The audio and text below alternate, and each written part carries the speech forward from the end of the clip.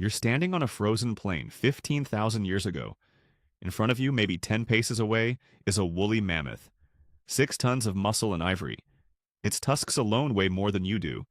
Its shoulder stands 12 feet high. And you? You are a small, slow, mostly hairless creature holding a stick with a sharp rock tied to the end.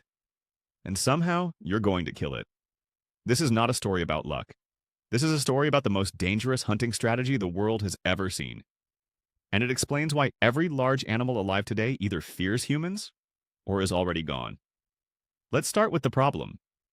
Ancient humans were not impressive animals. We have no claws, no venom. We're not fast.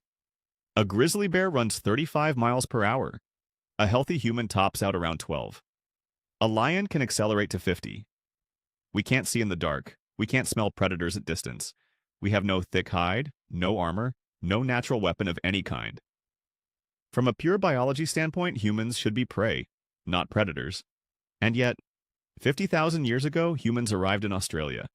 Within a few thousand years, 9 out of every 10 species of large animals on that continent were gone. The diprotodon, a wombat the size of a hippopotamus, gone. The giant kangaroo, the marsupial lion.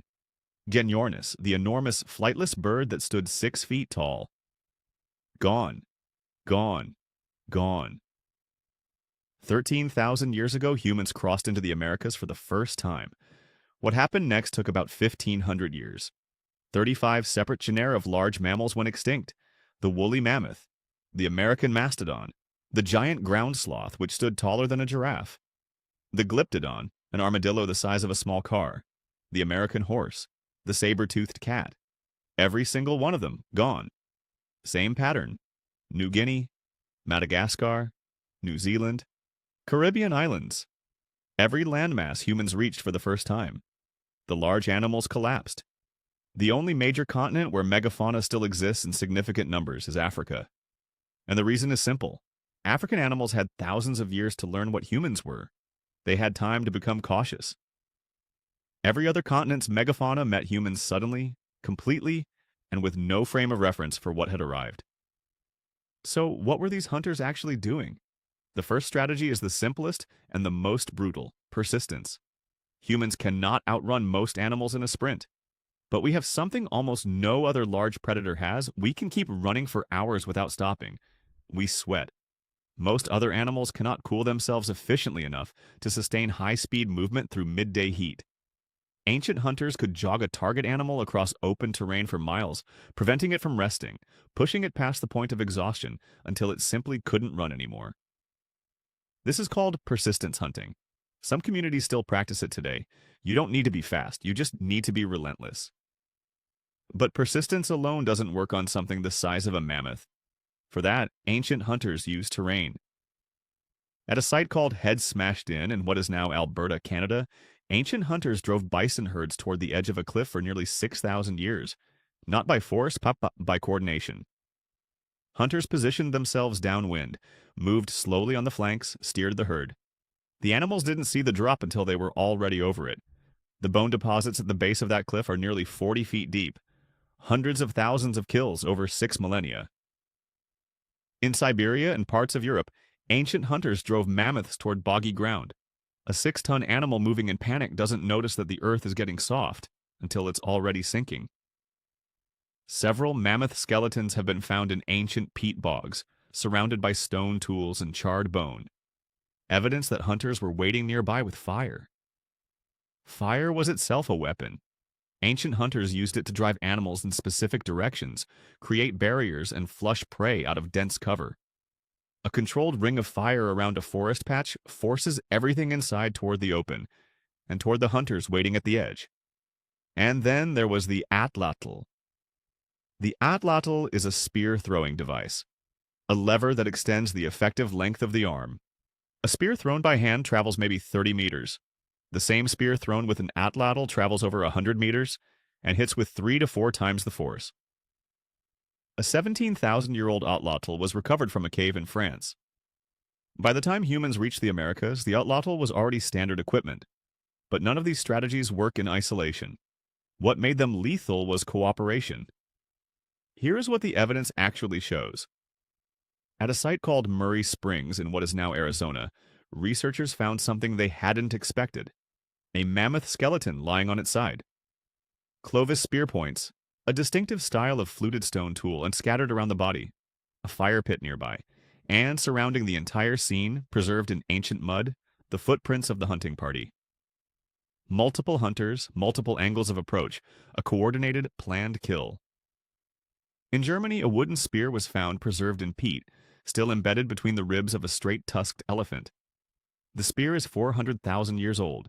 It was not thrown from a safe distance. It was driven in at close range, which means the hunters had cornered the animal, controlled its movement, and coordinated their approach from multiple sides simultaneously.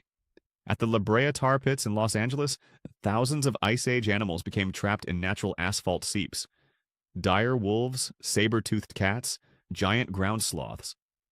And alongside the animal remains, stone tools. Ancient hunters found these natural traps and exploited them.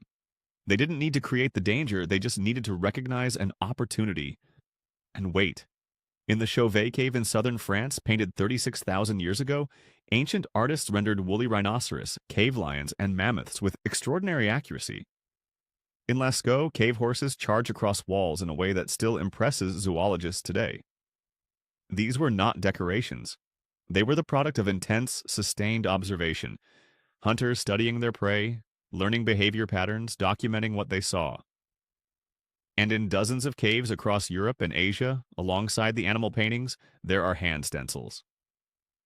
Ancient humans pressed their palms against the stone and blew pigment over them, their hands preserved in rock for 30,000 years. I was here, I did this. The result was something the world had never seen before. Every ecosystem on Earth had been shaped by the same basic rules for hundreds of millions of years. Predators were fast, or strong, or venomous, or numerous. Prey were large, or armored, or elusive, or fast. The rules were physical, fixed. Ancient humans broke all of them. A creature that was weak alone, slow, unarmed, and individually vulnerable became, when organized and coordinated, more dangerous than anything the megafauna had ever encountered. Planning extended their reach beyond what any single body could do. Coordination multiplied their force. Past knowledge let each generation begin where the last one ended. Animals can develop caution towards specific threats across generations. A response to a lion, a wariness of dark water, a reaction to a hawk's shadow. But they can only develop that caution toward threats they have actually encountered. The megafauna of Australia, the Americas, Madagascar, they had never encountered anything like an organized human hunting party. There was no instinct for it, no inherited wariness, no behavioral pattern that recognized the danger.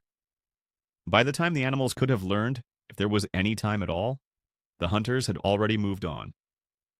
The large animals that survive today in the wild are the ones that had enough time to develop that learned caution. The elephant that charges at human scent carried from a mile downwind. The Cape buffalo that monitors a human silhouette from half a mile away without moving. The wild horse that refuses to be approached. These animals live in Africa, the one landmass where the relationship between humans and megafauna developed slowly enough for caution to take hold. Everywhere else, the lesson arrived too fast and too completely. There was nothing left to receive it. You are descended from the people who stood outside that mammoth's reach, watching it, reading the ground, waiting for the right moment.